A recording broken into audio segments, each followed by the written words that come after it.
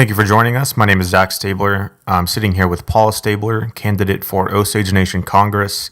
You can visit www.stablerforcongress for more information. Paula, can you talk a little bit about your goals and plans when it comes to children and schools in the Osage Nation? So what it is about children is that the tribe has for years had a lot of programs that support children. A lot in the ways of people under poverty level that need assistance with food or with clothing or with something having to do with the day-to-day taking care of your children.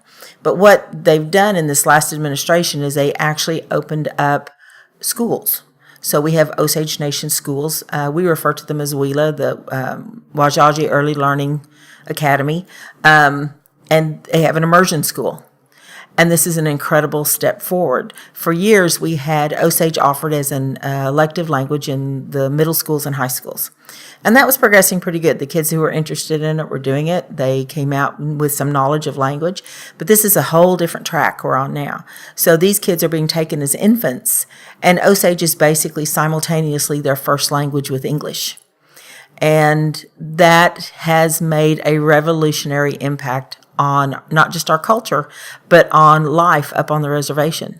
So, for instance, one of my favorite stories to tell is I was at the cultural walk, because I go every year. I was one of the ones that got it started, and so I go every year with all the kids, and there's just tons and tons of kids running around up there, and everybody comes in, sets up their tents, and this one little boy kept coming up and saying, when are we going to eat? When are we going to eat? I'm hungry. I want to eat. And I said, no, we're going to wait. When everybody gets their tent set up, we'll all say a prayer and we'll eat together. So just give me a little bit. And he'd come back, when are we going to eat? When are we going to eat? So finally, people started gathering around, and I said, no, wait a minute, I'm waiting for Uncle Van. He'll come pray for us. He said, no, I'm starving. I said, you have to be calm. And I said, but if you want to pray. And he said, I'll pray. And he prayed in Osage. He wasn't asked to, it was just automatic to him. Yeah. And so those kind of things. So they're accredited up through the first grade, and I think that's one of the phenomenal pieces that's positive about our Osage culture.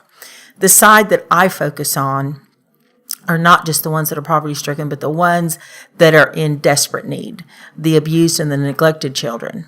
So I do work as a fundraiser and on an advisory board for CASA, and that's the focus of helping those CASA volunteers who work with the judges and work in the court system to help advocate for these children. And that's a desperate situation. I sit in on case discussions with them. I have such an ache to see these children are taken care of, and the cases are so desperate. And in Osage County, the bulk of the cases are Osage kids, and that's the other thing that just really touches my heart. So I think the tribe is doing well as far as what they're doing for children, but I think we need to do more. Or what I'm trying to do is to do more to facilitate those children who have less than nothing. Sure. So what would be the first step? The first step, of course, is what has happened this last year. We lobbied to see that CASA is now a part of the court budget.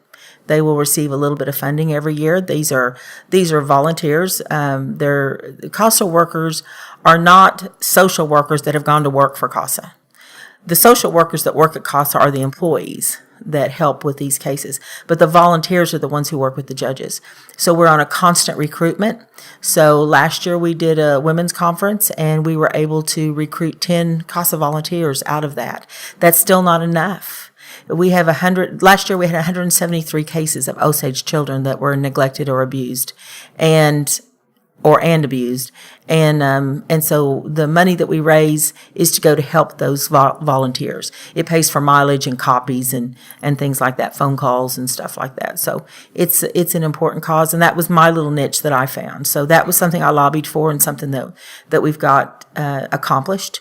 And I think just keeping an eye on those things and looking for more programs to help those people and help those foster parents that are helping us take those kids in too. And that's something we desperately need our Osage foster parents as well. All right. That was Paul Stabler, candidate for Osage Nation Congress. You can get out and vote on June 4th and head to www.stablerforcongress.com. for links on how to donate and volunteer. Thanks.